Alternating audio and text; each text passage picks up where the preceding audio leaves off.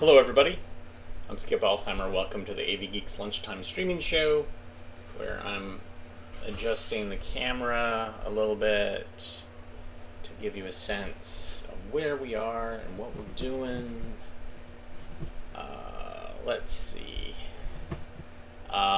Anyways, we watch old 16mm films, and that was from the Cornet collection. And unfortunately, it didn't have a soundtrack. So hopefully we'll find a version that has a soundtrack on it, and kind of go from there. So we digitize, excuse me, stuff from our collection, but we also digitize from other people's collection. And this is from a collector couple, the Nelsons, who used to be based in Houston. Used to do a thing called Cinema Bomar, but they're moving. And so I digitized stuff for them. And where did I just put it?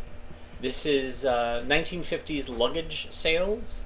It doesn't have a title, but let's watch it and enjoy.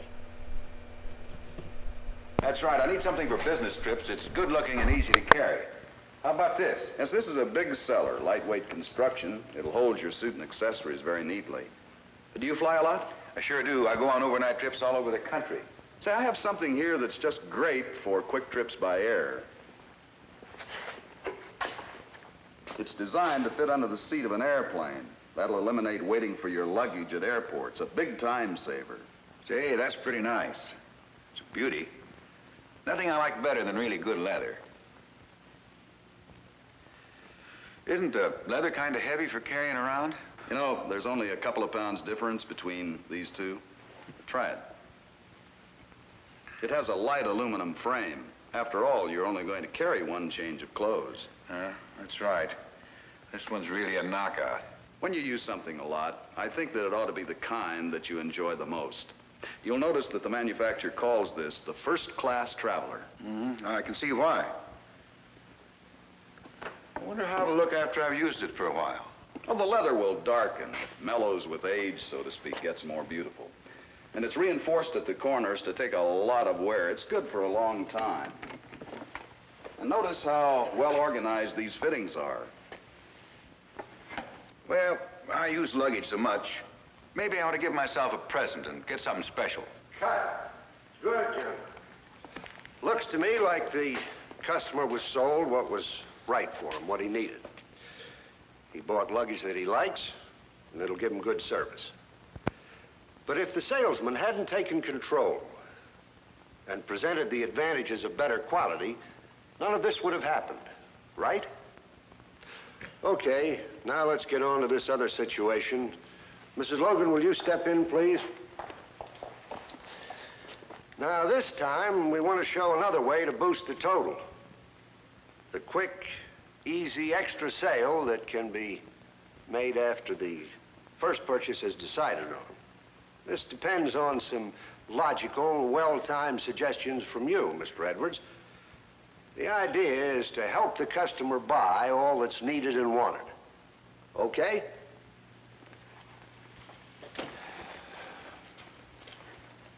Scene 2, take 1. Action. I know your husband will appreciate your choice. Well, thank you for helping me decide. It's a handsome piece. Well, since you like this so much, may I show you a companion to it? This matching attaché case, just as handsome, isn't it? Oh, that's lovely. Perfectly lovely. But I hadn't planned to buy anything else today. No. No, thank you. Well, maybe your husband's birthday is coming up. Not his birthday. But we do have an anniversary in a few weeks. He already has an attaché case, but it's kind of tired looking. He uses it so much. He'd be tickled with this, I know.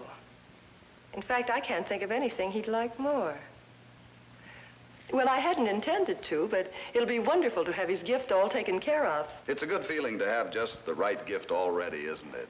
Would you like a luggage tag attached to each piece? This is a good design. I can have your husband's name printed on them. Yes, please do. The bags are too beautiful to risk losing. Cut. That ought to do it nicely.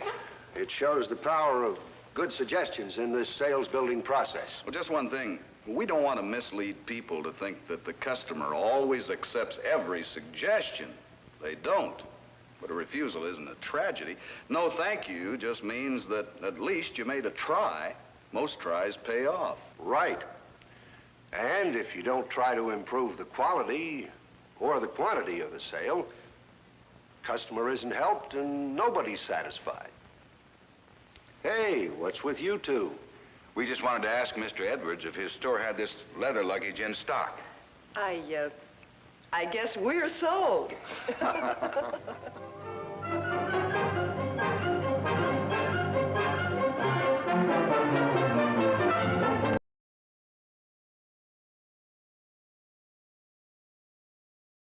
All right, so that was a snippet, and I have other films in that series. It's the People Sell People series, and it was actually made by Calvin Films, even though it's a Modern Talking Picture Service is accredited.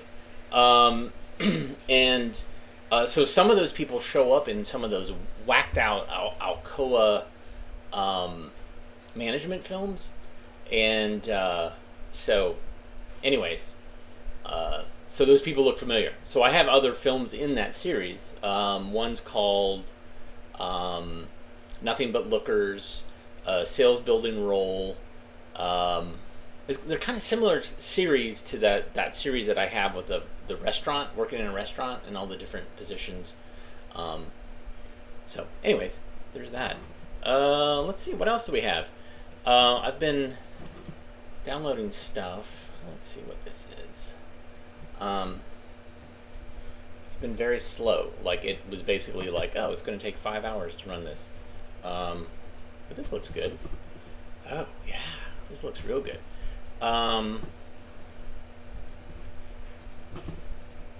This is Aerospace Highlights 1961, but this is before NASA. The same. And I think this is actually made by RCA. And they actually call it, instead of a rocket, they call it a missile test. So it's fascinating. All right, enjoy.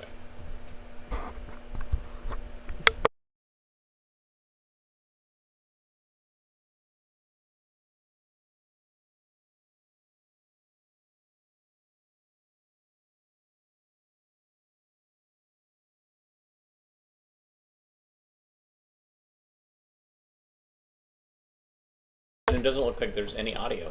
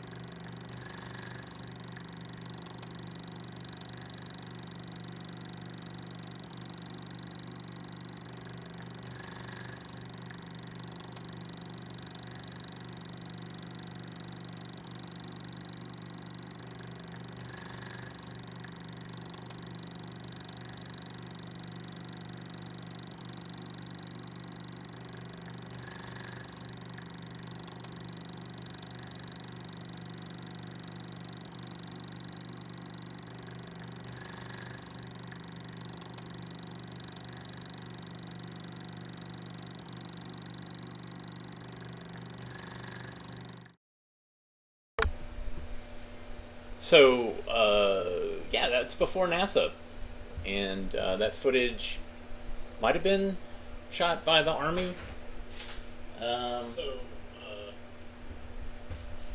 Yeah. Fascinating nonetheless. Sorry it didn't have a soundtrack. I was hoping that it did, but it did not. All right. Let's spend a day with the FBI. Are you excited? I am. Enjoy.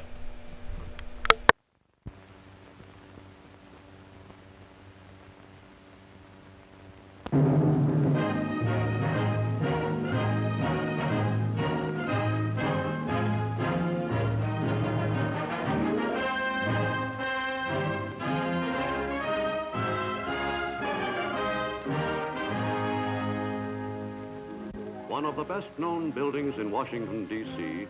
is the Department of Justice, spreading over an entire block in the busy heart of the capital. Here are the headquarters of the nation's crack law enforcement agency, the Federal Bureau of Investigation.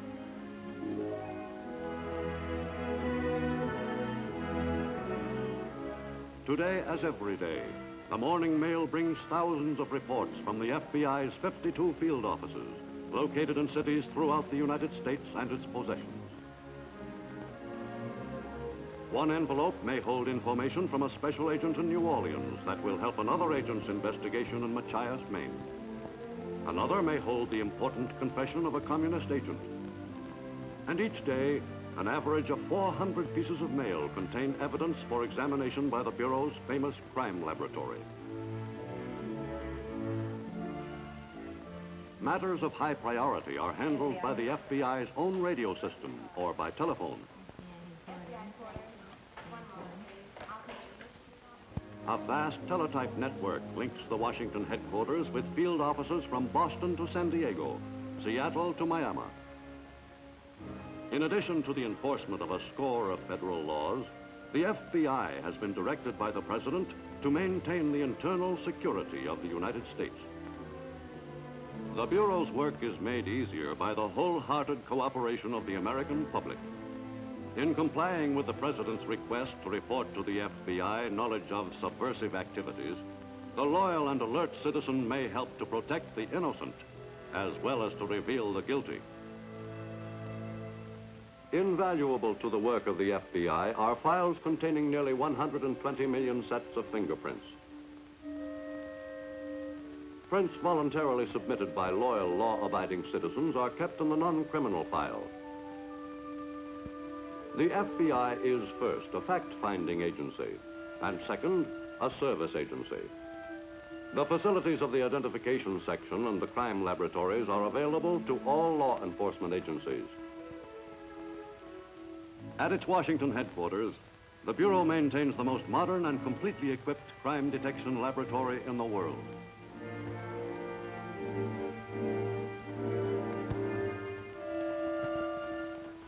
Here, no piece of evidence is too small for analysis. Nothing so seemingly commonplace that it is not put through the most exacting scientific examination. The discovery of one small new detail will often crack a baffling case. Whether evidence in criminal cases comes from the Detective Bureau of a large city or from the sheriff of a remote county, it is examined promptly, carefully, and with but one purpose: the swift detection and arrest of the criminal. Documents of criminals and subversive agents may frequently be traced to their source by comparison with handwriting or laboratory specimens from nearly every known make of typewriter. If the results of these tests do not produce convincing evidence, the solution of the case may turn on a second fact: whether or not the suspect ever had in his possession paper of exactly the same weight and thickness as that of the questioned document.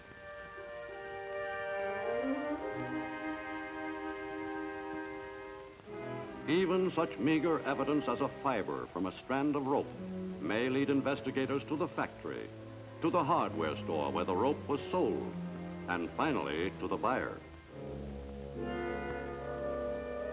The FBI expert can determine the make of a shoe, and frequently, depending on the way the shoe is worn, such facts as the occupation of the wearer.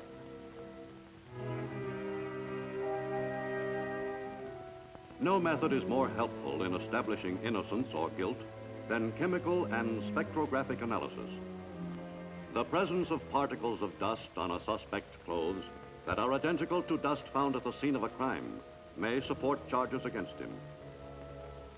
Today, scientific methods adduce evidence to convict criminals who a few years ago would have gone free. But bringing criminals to justice depends, in the final analysis, upon the ability and integrity of the law enforcement officer himself. To qualify as a special agent of the FBI, the candidate must be a college graduate in law or accounting. He must meet rigid physical requirements and have a character that is above reproach. From previous instruction, you gentlemen are aware of the civil rights of the individual citizen. As special agents of the FBI, you will be obligated to enforce the laws respecting those rights. It will be your responsibility to make civil rights a reality within the realm of federal authority. Strong, sound bodies and a working knowledge of judo are necessary to meet the emergencies which often confront a G-man.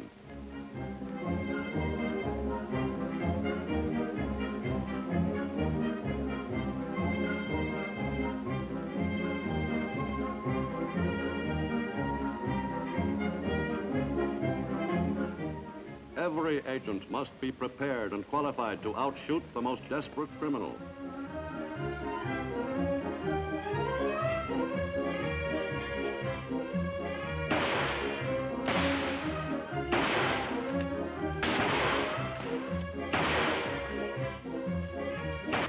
Not only does each new special agent undergo months of intensive training at the FBI Academy, but as long as he remains in the service, he must return for retraining every 18 months.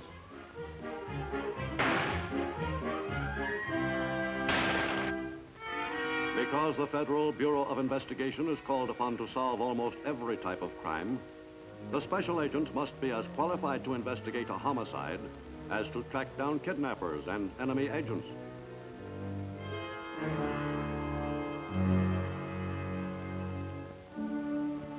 Upon the shoulders of John Edgar Hoover, director of the FBI since 1924, rest heavy responsibilities.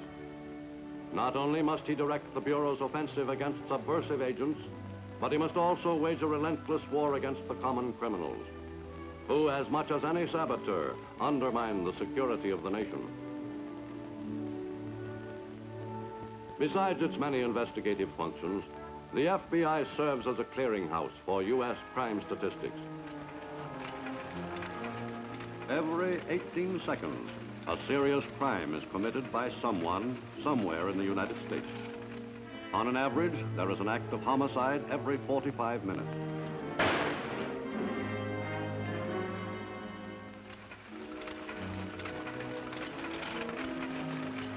Every minute and a half, there is a burglary.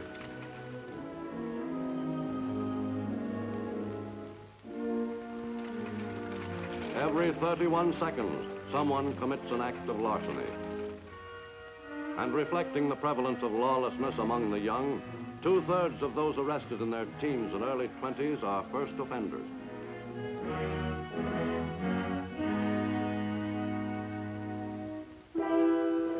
A day with the FBI sees special agents and employees assigned to more than 100,000 investigative matters.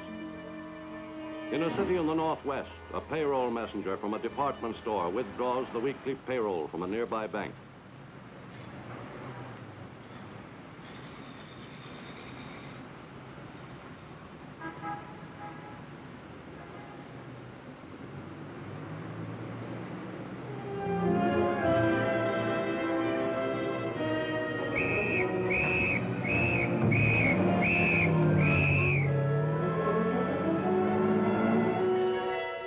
No eyewitness could positively identify the hold-up man, but police held several suspects answering the general description.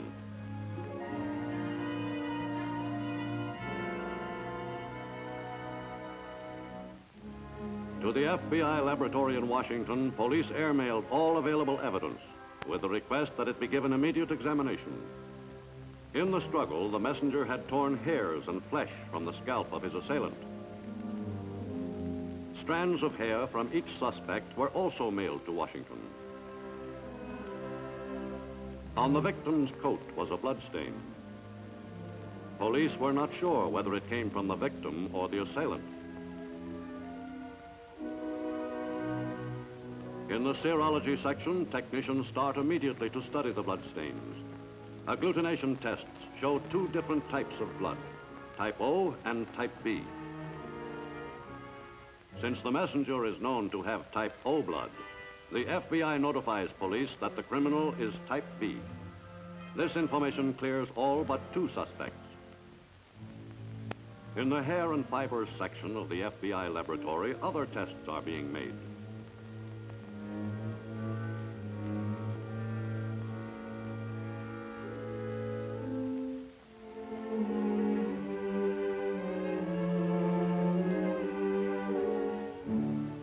Comparisons show that the strand of hair from the assailant's scalp is exactly the same as the hair of one suspect being held by police.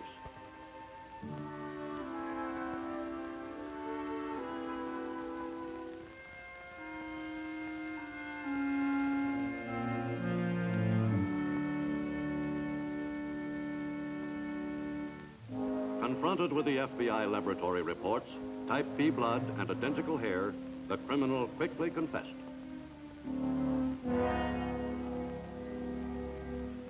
In a southern city, after an 11-year-old girl is killed in a hit-and-run accident, the police gather significant evidence. The impact of the car hitting the victim had loosened mud caked under the fender. When questioned by police, one suspect gives a plausible alibi. He has not been anywhere near the scene of the accident. But in the FBI laboratory, the prompt and careful collection of evidence begins to tell another story.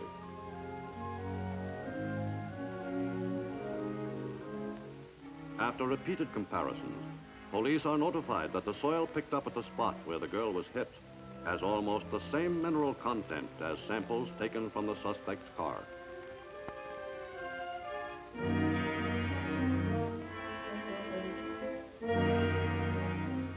When the victim was struck, surface paint from the fender was smeared on her dress.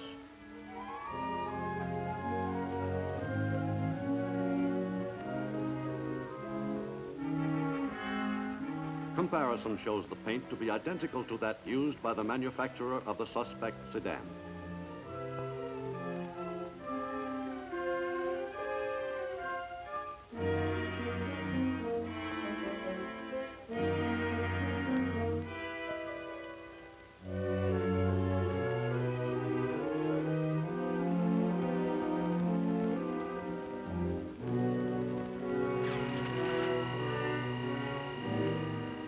A spectrographic comparison with a chip of paint taken by police from the suspect's car provides even more convincing evidence.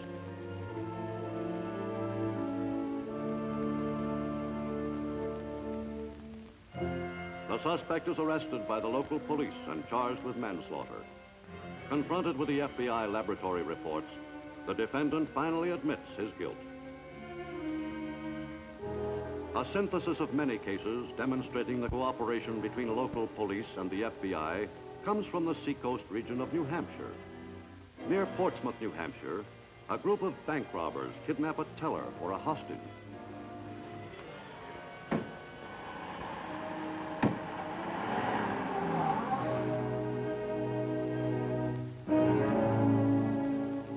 Squads of FBI agents comb the countryside for any stray bits of information that may help them in the case.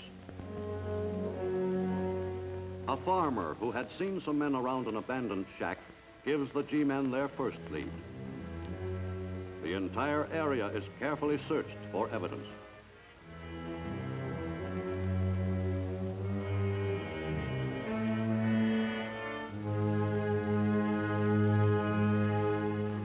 On a barbed wire fence 500 yards from the shack, agents find a piece of cloth torn from what could be a woman's dress or a man's necktie. This, along with other evidence, is sent to the Washington laboratory.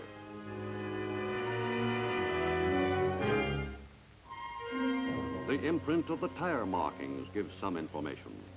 The automobile that had been at the shack was a 1950 model of medium to heavy weight.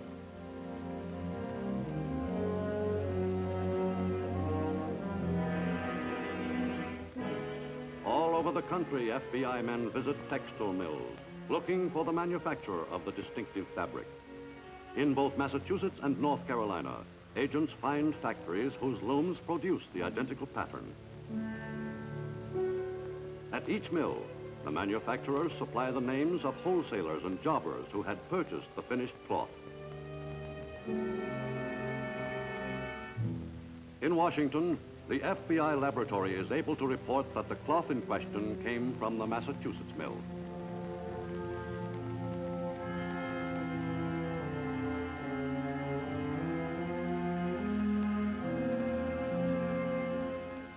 Because the largest purchaser of the pattern had been a Boston necktie manufacturer, FBI agents visit retail outlets throughout New England.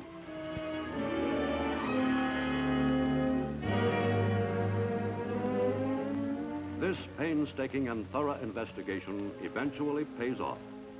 A clerk recalls a customer who recently purchased a large number of ties.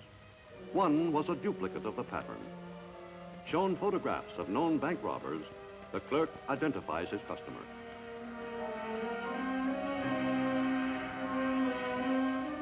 With this new and valuable information, the FBI locates a man answering the description of their suspect, living quietly in an apartment house in Portland, Maine. The treads on his auto tires match the tire prints found near the shack.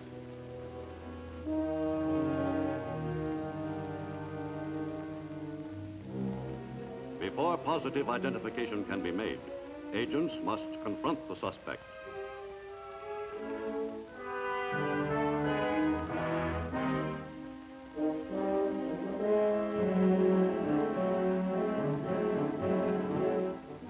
So that he will have no opportunity to warn his confederates, the agents proceed cautiously. In the apprehension of a dangerous criminal, the FBI special agent may encounter situations beyond his training or experience. He must then rely upon his courage and resourcefulness.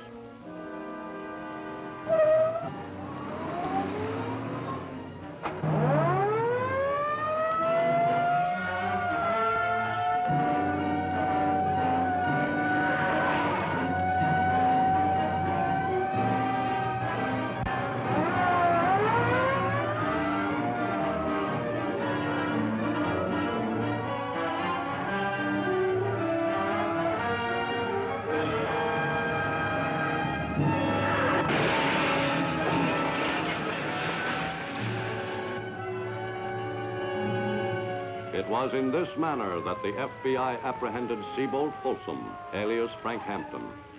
He and his confederates are now serving long terms in a federal penitentiary.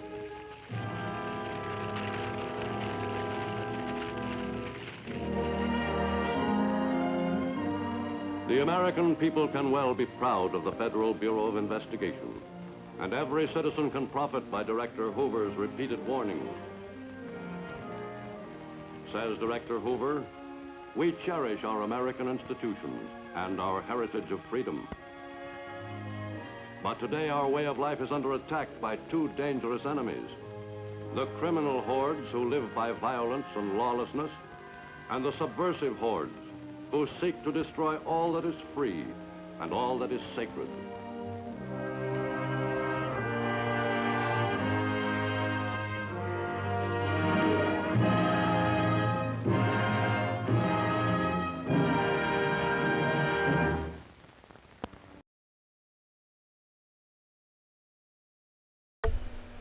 That was epic. Where am I? There I am. So behind me I have a film scanner, and I have a film on there. Rubber by design. Very exciting. I think this is made by Shell. Or Phillips. I think it's Shell. Anyways, here's Rubber by design. Enjoy.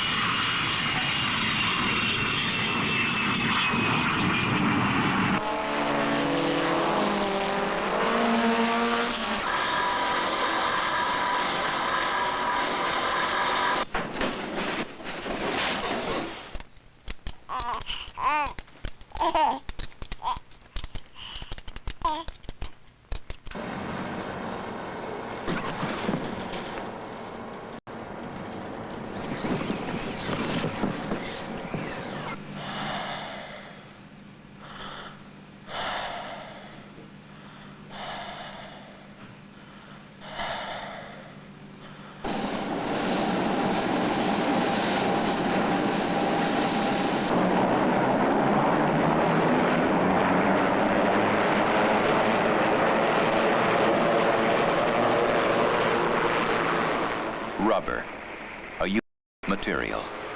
One we could no more do without than wood or steel. But in its raw state, it's useless. The compounding of rubber is both a science and an art, to recipes that are often elaborate and always individual. Some have evolved over a century, and many are still closely guarded secrets. They are composed of pigments and plasticizers, activators, fillers, and antioxidants.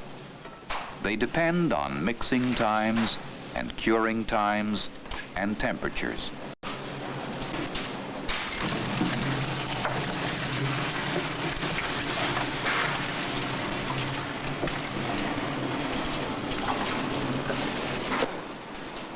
Above all, they depend on the ingredient that gives raw rubber its unique properties: sulfur. Precisely how it works remained a mystery long after its discovery. But even the simplest product must undergo a process of vulcanization. In the curing presses, sulfur forms links with raw rubber to make it stable and resilient.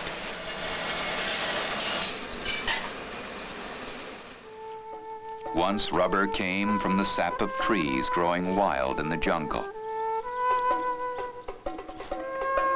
Now these trees are cultivated on plantations, and production is by the ton. Rubber is a polymer, a chain of molecules strung together consisting of thousands of identical units made from carbon and hydrogen. At one time, natural rubber was the only source, but now there is another: petroleum.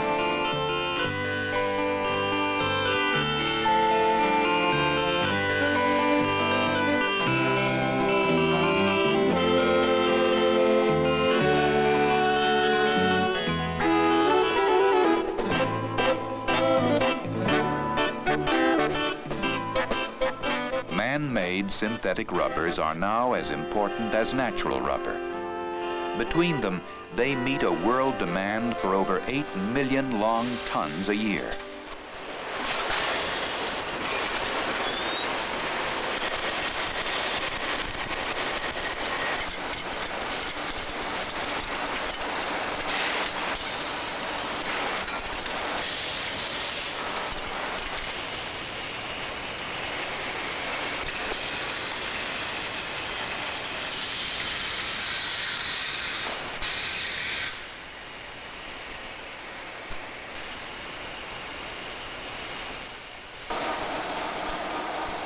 Like natural rubber, these synthetics are hydrocarbon polymers, but each is different, and the differences affect their behavior.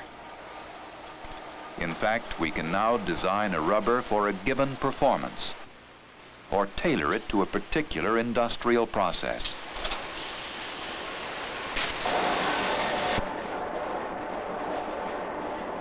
Carpet underlay, synthetic rubber blown to give a sponge. This rubber is a copolymer of styrene and butadiene, first of the general-purpose synthetics.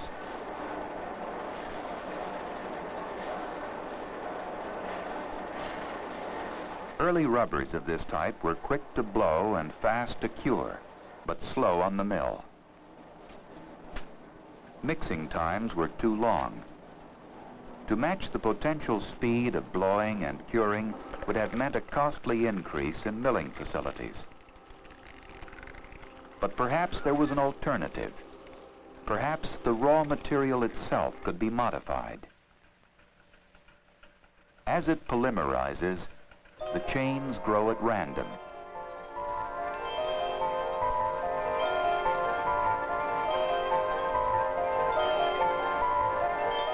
The molecules have no regular structure, and final chain lengths vary considerably. Analysis of their weight distribution showed this clearly.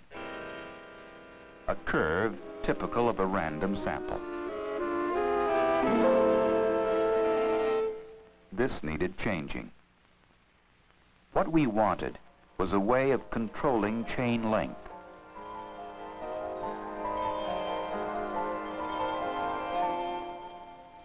If this could be done, we could reduce weight and narrow distribution to give us a polymer more likely to have the kind of performance we were after.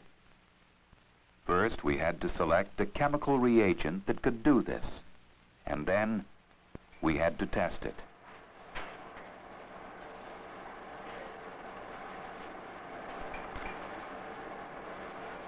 A difference of as little as 1 part per million would produce a marked effect on molecular weight.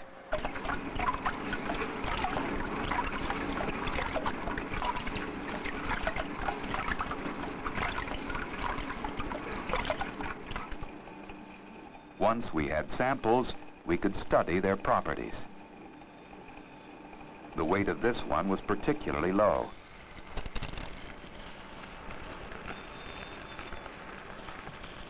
It behaved well on the mill and broke down much faster.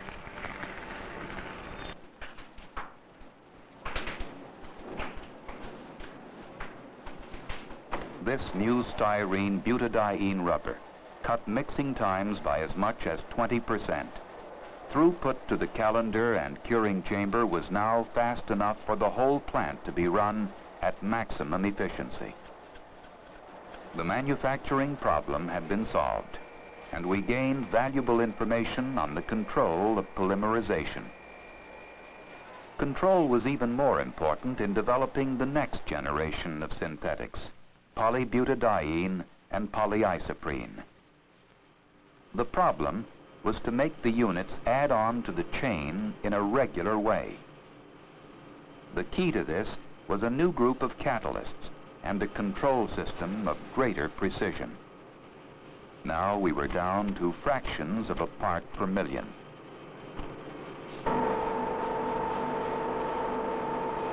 The result with butadiene was this: a chain that was extremely even and regular. The units themselves are very simple.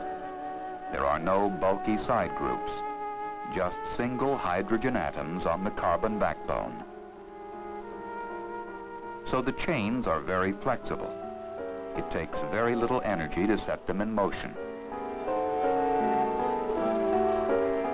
Because of this, polybutadiene has exceptional bounce and resilience, even at very low temperatures.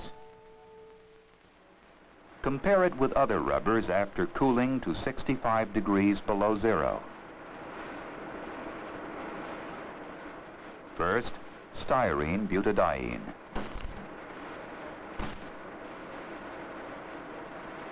Then natural rubber.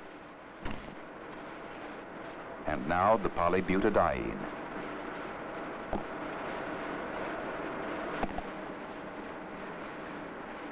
This has some useful applications. In the Alps, for instance, it is being used on the wheels of cable cars. It provides more friction with the cables, and it's also exceptionally resistant to abrasion. Polybutadiene was followed by polyisoprene, which is based on the same molecule as natural rubber.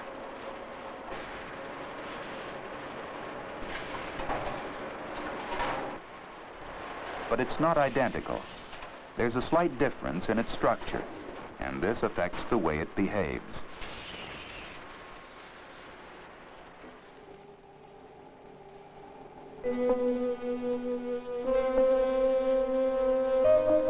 On the left, polyisoprene. On the right, natural rubber. Natural rubber stretches over 9 times its length before breaking, but the polyisoprene continues to stretch, and this property is useful.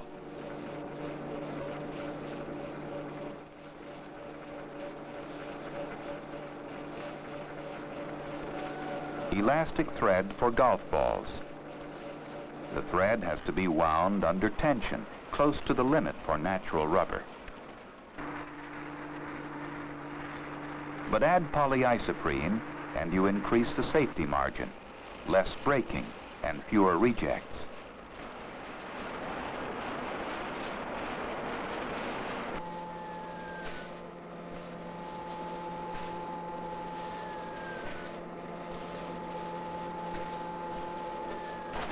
polyisoprene answers a production problem, but it also improves the resilience of the ball, gives it greater reach.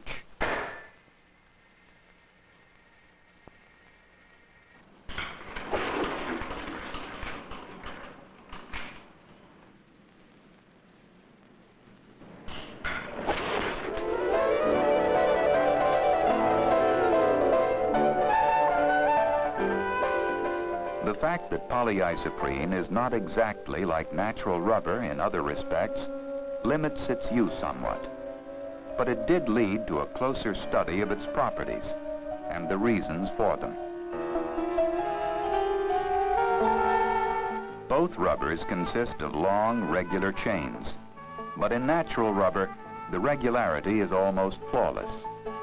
When it's made to flow under stress, the chains pack closely for much of their length, and where they do, they tend to crystallize. They start to behave like a solid. The effect of this can be seen by taking a small sample and forcing it through a capillary.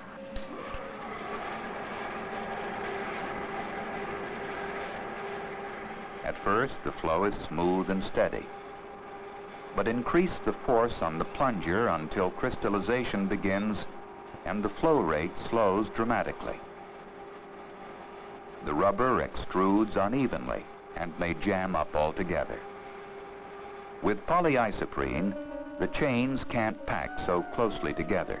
There are fewer areas where crystallization can occur.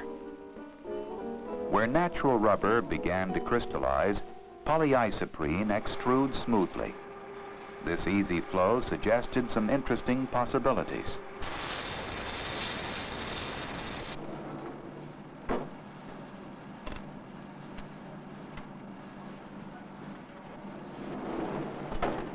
It led to development work on a number of industrial processes, discovering the precise amount of polyisoprene to add to other rubbers to improve injection molding. In the shoe industry, even a small percentage of polyisoprene reduces filling time and gives a superior finish.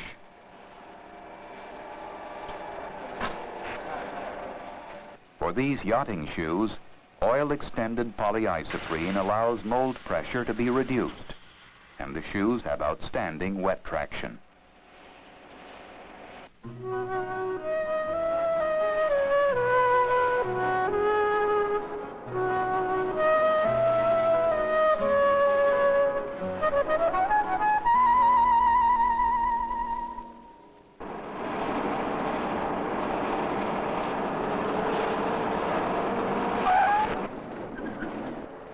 Traction again, and this time, critical.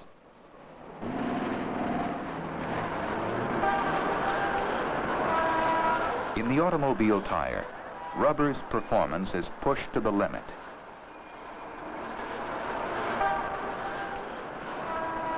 And we're always looking for improvements.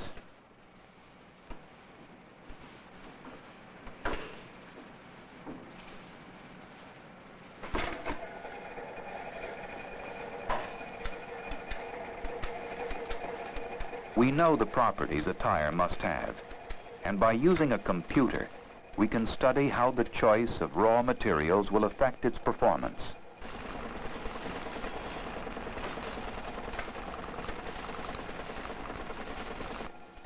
It can even show us how a slight variation in compounding can contribute to a better result. From the computer printout, we can trace a series of graphs for tensile strength, resilience, heat buildup, hardness, and so on. With the graphs overlaid, we can pick out the areas of greatest interest. Do you think we should have a go with that one?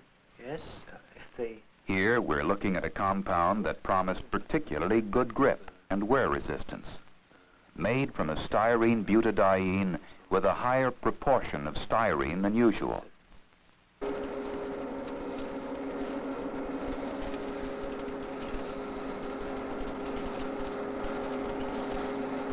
Sample batches were prepared.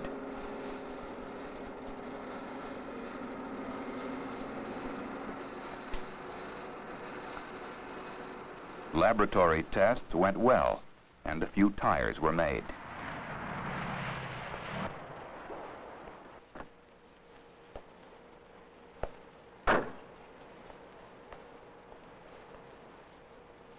Grip and wear resistance were good, but there was also a problem. Heat buildup was too high. 80. In extreme conditions, this could be disastrous.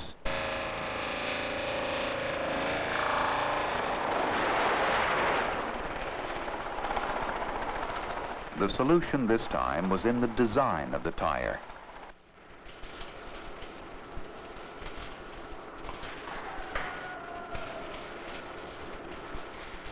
We kept the new rubber for the outer tread and combined it with an under tread and sidewalls built of an existing compound.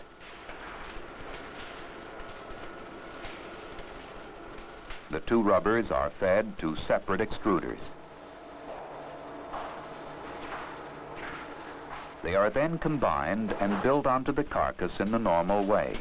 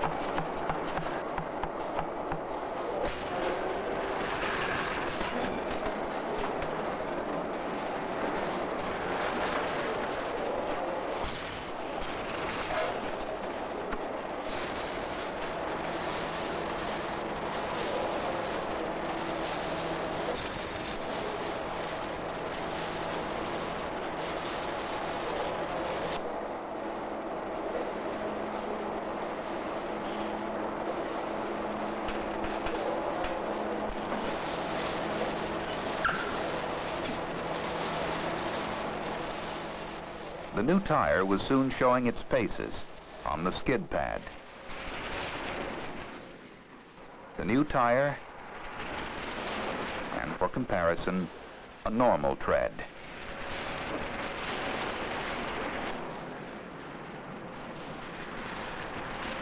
New tire, standard tire. The wet traction was there all right, but how good was it in other respects?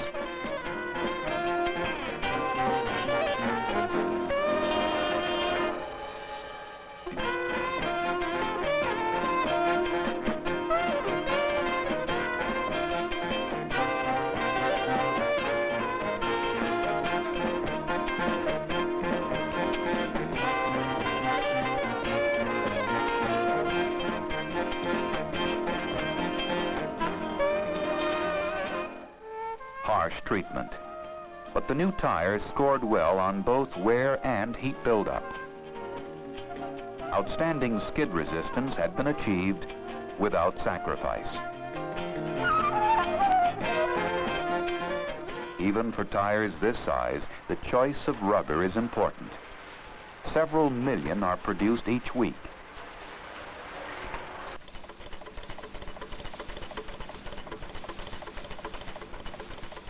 This is a new type of rubber, revolutionary in that it doesn't need vulcanizing.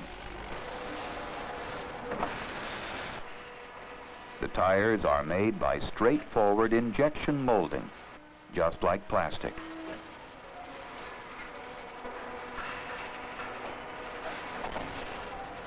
In fact, what we have here is a totally new class of material, thermoplastic rubber. Each molecule is a 3-block copolymer, polybutadiene in the middle and polystyrene in the tails. In large numbers, the tails associate into clusters or domains. They link the polybutadiene chains and give the rubber stability. the job normally done by sulfur. But with this vital difference: if we heat the rubber and then exert a force, the domains dissociate and the rubber flows. Remove the stress, the domains reform. Unlike every other rubber, this one is truly thermoplastic.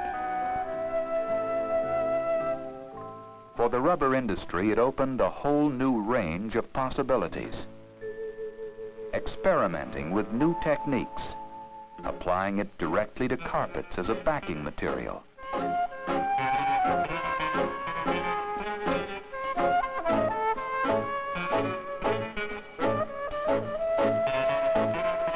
Extruding it as a sponge.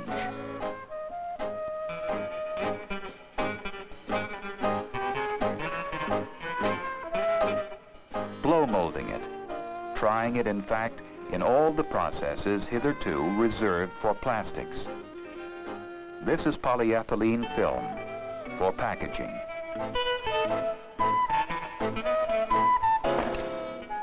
One disadvantage: its low resistance to impact. By using two extruders together, we can coat the polyethylene with a layer of thermoplastic rubber.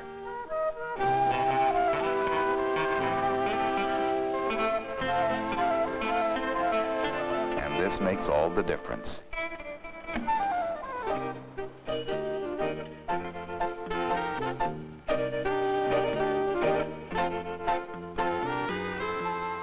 Thermoplastic rubber has already found many commercial uses. For these turntable mats, it means improved quality and fewer rejects. Above all, no time spent on vulcanization. Any scrap or waste can be ground up and used again. Processing is as quick and precise as for plastics, yet these shoe soles have all the advantages of rubber. They're flexible, durable, and they don't slip. Thermoplastic rubber in solution, sprayed on the metal airframe sections. To reduce their weight, the components must have parts of their surface etched away. The rest needs protecting.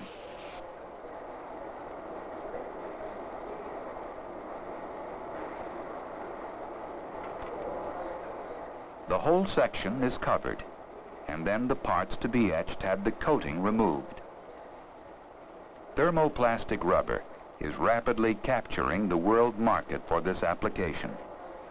It forms a coating that bonds well to the metal, but is easily stripped, and it's highly resistant to the chemicals used for etching.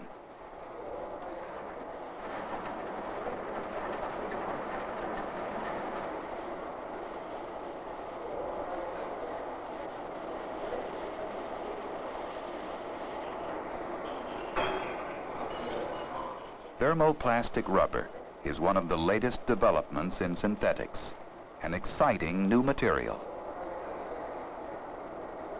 It marks a big step forward in improving the range of rubbers on which the whole world now depends.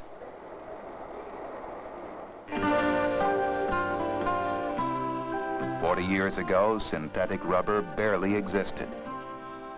Today, its products are used in virtually every industry. Even 10 years ago, who could foresee a rubber that didn't need vulcanizing? Today, who can foresee its future possibilities?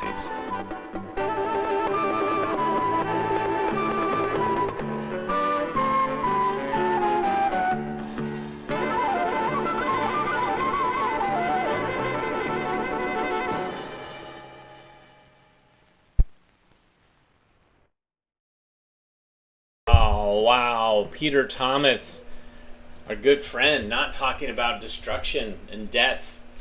Although I'm sure the byproducts of this process has resulted in many, many, many deaths.